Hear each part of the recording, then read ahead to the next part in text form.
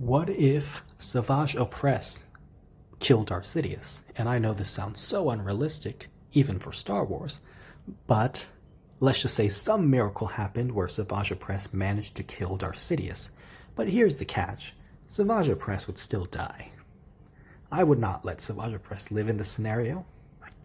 So what happens is Darth Sidious knocks out Savage Oppress and immediately stabs him. But you see the way that Darth Sidious stabbed him was Darth Sidious moved backwards and stabbed Savage Oppress instead of moving forwards and stabbing Savage Oppress. And this was too much of a risky move for Palpatine. So Palpatine just does his weird force motion, and he just goes and stabs Savage Oppress, and Savage Oppress realizes he's been stabbed and he's gonna die. But Savage Oppress uses the last of his strength to conjure up his right arm, and you see his lightsaber is ignited right here, and he slashes Darth Sidious across the waist. So Darth Sidious still has his lightsabers inside Savage Oppress's chest, and Savage Oppress with his dying breath, he swings his lightsaber forward. He swings this lightsaber forward and just cuts Darth Sidious. And Darth Sidious's eyes, yellow Sith eyes, light up in shock as he becomes one with the Force. So,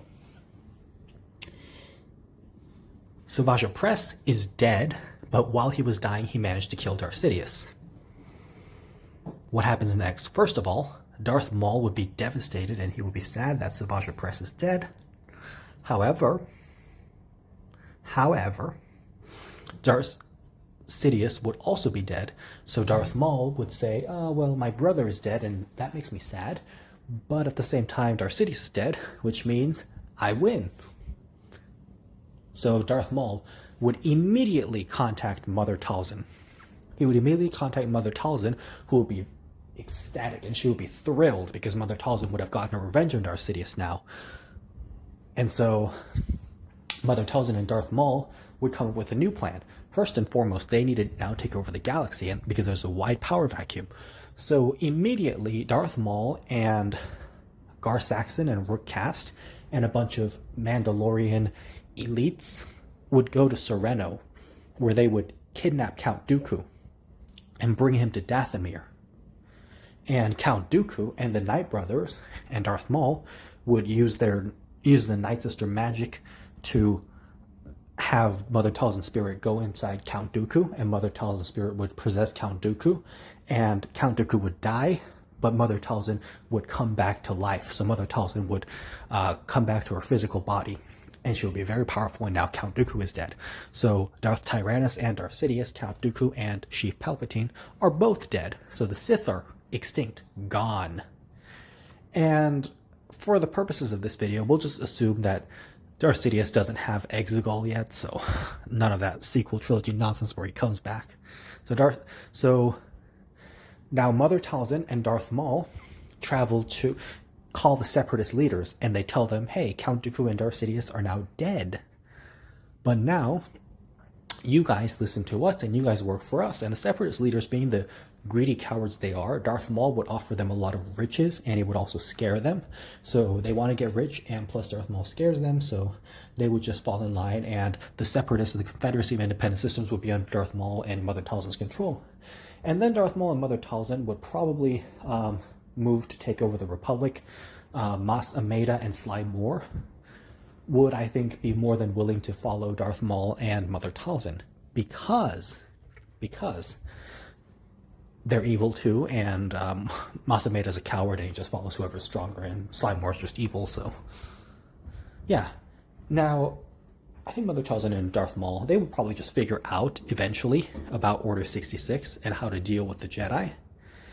Because Mother Talzin is very smart and she just knows things. And secondly, with Darth Maul, he knows enough of Darth Sidious to immediately put it together. Because remember in the Siege of Mandalore episodes, Darth Maul, once he heard that the clones turned on Ahsoka, he immediately realized that Darth Sidious had implanted the chips and that Darth Sidious had done Order 66 and turned the clone troopers against the Jedi. So Darth Maul will figure it out very quickly like he did in the original timeline. And so with the Separatist army, entire separatist move. So Darth Maul at this point has the neutral worlds, Mandalore, and the 2000 neutral systems under his control. And he also has the Confederacy of Independent Systems and all the droids. And now Darth Maul and Mother Talzin would reach out to the Kaminoans, who would probably just be willing to listen to Darth Maul and Mother Talzin because they would realize, I mean, they need money. They need to get paid. They need their money and stuff. So, and they know that Darth Maul, with his criminal empire, has the resources to pay them. And once he takes over the galaxy, he will have the resources to pay them. And with their main clients, Darth Sidious, dead, there's no point in like keeping loyal to Darth Sidious to the dead guy anymore. So the Kaminoans, Lamasu, Prime Minister Lamasu, would just fall in line with Darth Maul and just do as he says. And so Darth Maul and Mother Talzin would execute Order 66. All the clone troopers would turn on the Jedi and start killing all the Jedi. And then Darth Maul and Mother Talzin would lead the clone troopers and a bunch of droids and a bunch of Mandalorians into the Jedi Temple and kill all the Jedi. Now, Mace Windu and Yoda, they would do pretty well in a fight with Mother Talzin and Darth Maul, but eventually they wouldn't be able to handle it for long, and Mace Windu and Yoda would also die because they would just be overwhelmed. And so all the Jedi would be extinct. And I suppose they would just hunt them down because the Empire had control of the Republic, and the Empire had control of what used to be the Republic as well as most of the Separatist worlds. However, the Empire still was not in full control of the criminal underworld, but in this case, Darth Maul would be in charge of the criminal underworld, so he really would have the entire galaxy at his feet because of the fact that he also has the criminal empire. So at this point, Darth Maul and Mother Talzin would have just taken over the entire galaxy, and they would rule the galaxy. And that would just be the end of story. And I'm sure also the Kaminoans would live happily ever after on Kamino, because I'm sure Darth Maul would just figure out new cloning projects and just send it over to them, and he wouldn't really have problems with paying them because, you know, he has the money. So that's the point. So to recap, in this scenario, Darth Sidious still kills Savage Oppress by stabbing him, but Savage Oppress uses the last of his strength to swing his lightsaber forward and cut Darth Sidious down, thus killing him. And I truly believe that with Darth Sidious dead, Count Dooku is just nothing and he can't really do anything. He's powerless and he's just completely impotent and incompetent. I mean, he's good and skilled and a good fighter and a good politician, but he's nothing compared to Darth Sidious. So with Darth Sidious dead, I'm not sure that Count Dooku would necessarily survive on his own, which is ironic. And Mother Talzin would easily kill Count Dooku because she almost did that several times. So, yep. With Darth Sidious dead, Mother Talzin and Darth Maul would rise and they would take over everything because, remember, Darth Sidious did view Mother Talzin as a threat. Even though he was never scared of her, he still knew that she could be a nuisance to him, so he chose to take care of her personally in the original timeline, in the Son of Dathomir. So, with Darth Sidious dead, Darth Maul and Mother Talzin would just take over easily. And of course, poor Savage Oppress was also dead, but at least he managed to kill Darth Sidious.